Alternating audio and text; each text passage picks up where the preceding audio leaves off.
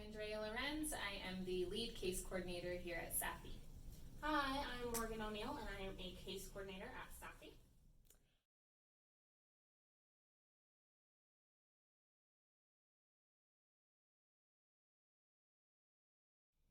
Sure. So we know that most of the children that make up foster youth are minority kids. So those are kids that are Latin origin or African American. So it is not equivalent from what we see in the general population. So for example, 15% of children in the U.S. are African American, but when we relate that over to foster care, we see much higher rates. In the 30 percentile is what we're seeing. So we know that the foster parent makeup might not always match what our youth present.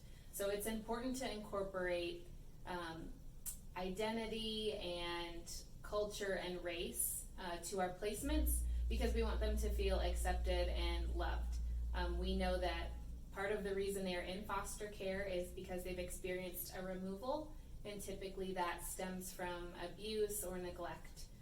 So our kids are already struggling with connection to family when they enter foster care. So a very easy thing that foster parents can do is to be able to connect them to their roots in any capacity. We know that here in Nevada, most children's permanency plan is for reunification. So it also helps along with that route, just keeping them connected to the bio family that they have or the people in their life that they might be returning to.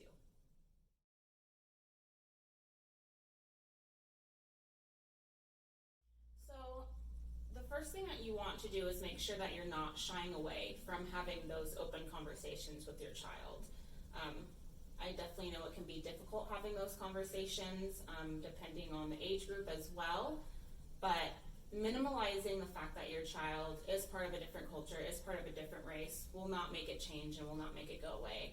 It's important that we're able to recognize that, hey, this kid grew up in a different, whether it was a different city, whether it was a different neighborhood, everything kind of comes together when it comes to forming a child's culture, and we want to make sure that we are tackling and understanding that. So SAFY has a great collection of books that we hold in our library on race for all ages. We have great books for parents to read to help them understand, different cultures. There's other things that you can do to incorporate fun in the home with your child, such as art projects, getting them out the house, taking them out to a restaurant, introducing them to different foods of their culture, whether they are Hispanic, African American, of Asian descent. There's so many different places in Las Vegas, fortunately being a melting pot of the city, where parents can introduce that child's culture in different ways.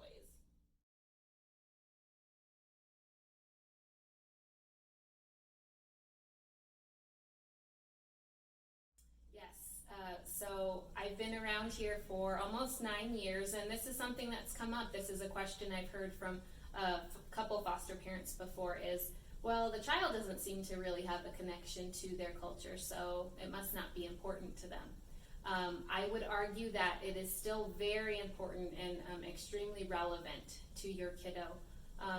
Knowing that a lot of our youth come to us and they have to lose a lot along the way in order to come to foster care. So they lose connection to schools that they might have attended, to friends, to family, basically their norm growing up. So when that happens, we know that essentially can make up a child's identity, everything that they have grown to love and care for and impart in their day-to-day.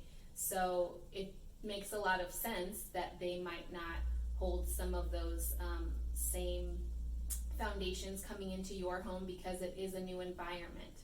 However, I would say try to push them out of their comfort zone a little and share, just like with what Morgan said, you're in a new environment now. Las Vegas has many different cultures. We have great restaurant options. We have tons of activities, a lot of multicultural events and festivals that go on.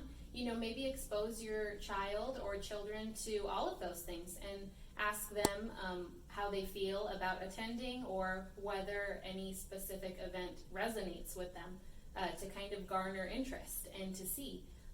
Because what we know is when kids leave foster care, either through reunification or adoption, the identity discussion doesn't end.